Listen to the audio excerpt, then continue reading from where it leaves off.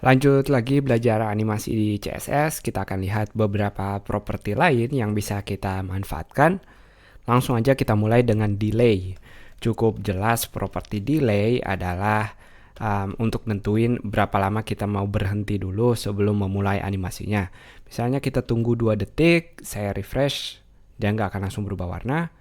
Tunggu 2 detik, baru dia akan berubah warnanya dari merah ke kuning karena kita reverse kali ini. Itu tentang animation delay. Lalu berikutnya kita bisa lihat tentang fill mode. Langsung aja.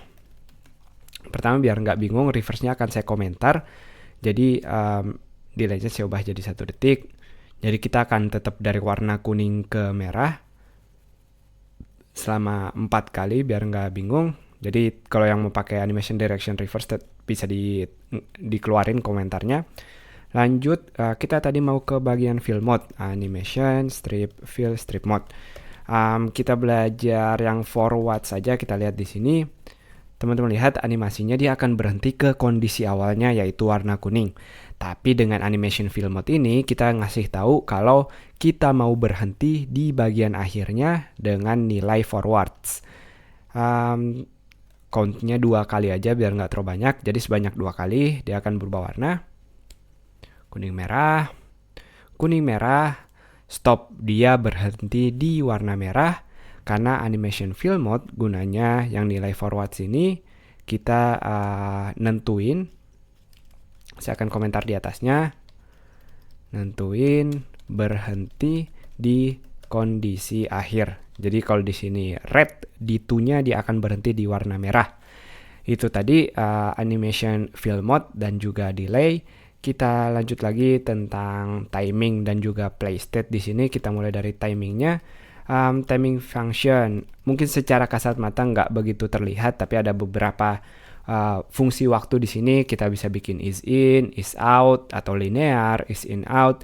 Ini bedanya cuma ketika jenis timingnya. Jadi apakah pas mulai dia cepat atau pas mau terakhir dia jadi lambat, itu sekilas nggak kelihatan, tapi kalau teman-teman mainin nanti mungkin akan terlihat. Tentu juga tergantung waktunya, di sini kita cuma punya 2 detik, jadi nggak begitu terlihat efeknya. Kalau teman-teman animasinya lebih lama, lebih kompleks, baru timing function ini lebih terasa nantinya. Tapi bagus kalau kita kenal sebelumnya tentang timing function tadi. Saya akan tuliskan biar tidak tertukar, ini untuk fill. Lalu satu lagi yaitu play state atau kondisinya. Animation play state. Ada 2, ada pause atau running. Kita lihat kalau ada pause apa yang terjadi.